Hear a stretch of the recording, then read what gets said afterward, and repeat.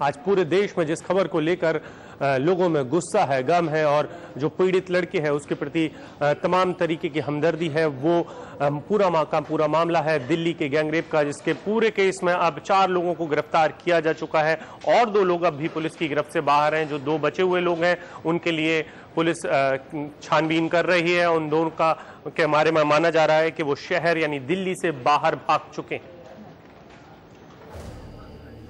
दिल्ली के police commissioner Neeraj Kumar मंगलवार दोपहर पत्रकारों से मुखातिब हुए और उन्होंने दिल्ली गैंगरेप केस में पकड़े गए लोगों की जानकारी दी। 4 अपराधी हम लोगों ने पकड़ लिए हैं। उनमें से 3 अधिकारी तो 24 घंटे के अंदर पकड़े गए थे और 2 अपराधी अभी पकड़े जाने बाकी हैं। इसके पहले सोमवार रात ही दिल्ली पुलिस को सीसीटीवी की फुटेज से इस बस की तस्वीर मिल गई। सफेद रंग की इस बस पर यादव लिखा हुआ था। पीड़ित लड़के ने भी बताया कि बस की सीटें लाल थीं और उस पर भूरे पर्दे पड़े हुए थे। इसके बाद तो दिल्ली पुलिस ने दिल्ली की ऐसी 370 बसों की छानबीन कर डाली। और आरके पुरम सेक्टर 3 में ये बस हमें मिल गई। उस बस के जब फॉरेंसिक से जांच कराई गई तो हम लोग आश्वस्त हो गए कि वो वाकई वही बस है जिसमें कि ये विभत्स घटना घटी है। इसके बाद ही पुलिस बस के ड्राइवर राम सिंह तक पहुंची और उसकी निशानदेही पर बाकी आरोपियों तक। हालांकि 2 आरोपी अब भी उसकी पहुंच से बाहर हैं, लेकिन बस की फॉरेंसिक जांच से पुलिस को कई पुख्ता सबूत मिले हैं। इस मामले को हल करने का दबाव दिल्ली पुलिस पर काफी ज्यादा था। स्पेशल सीपी धर्मेंद्र कुमार ने गृह मंत्री को इस मामले की जानकारी दी। 4 एक्यूज अरेस्ट कर लिए हैं इसके अंदर से ऑलरेडी और 2 एक्यूज के पीछे टीम लगी हुई है हमारी। उन 2 को भी जल्दी से जल्दी हम गिरफ्तार कर लेंगे।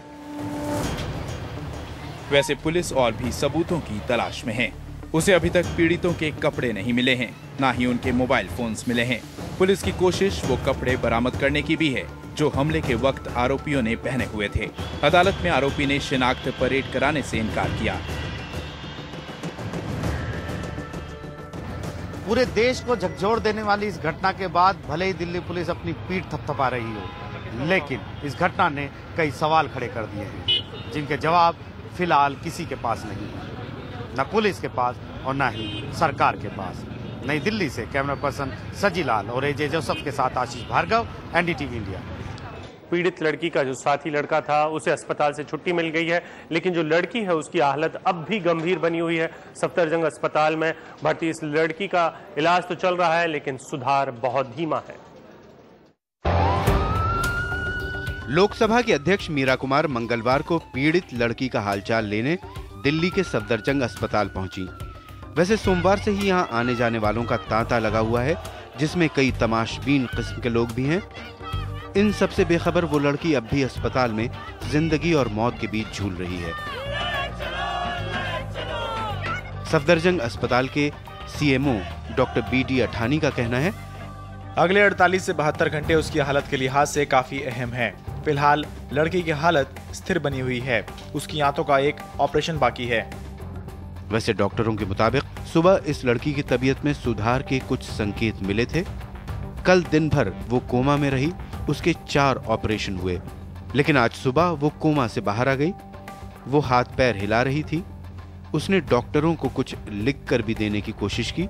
उसे बीच बीच में वेंटिलेटर से हटाया भी जा रहा है, लेकिन अब भी वो खतरे के बाहर नहीं है। डॉक्टरों के मुताबिक शाम को उसकी हालत फिर गंभीर हो गई। दरअसल इस लड़की का हाल बताता है कि उसे किस वहशी ढंग से मारा पीटा गया है। जिस हाल में पीड़ित जूझ रही है उसको शब्दों में बयान नहीं किया जा सकता। जिस तरह से पीड़ित और उनके दोस्त के साथ मारपीट हुई है वो सिर्फ एक बलात्कार का ही नहीं बल्कि हत्या के प्रयास का भी सीधा तौर पे एक मामला है। फिलहाल हम उम्मीद ही कर सकते हैं कि पीड़ित जल्द ही मानसिक और शारीरिक तौर से सही हो जाएं। नई दिल्ली से रजत केन, एनडीटीवी इंडिया।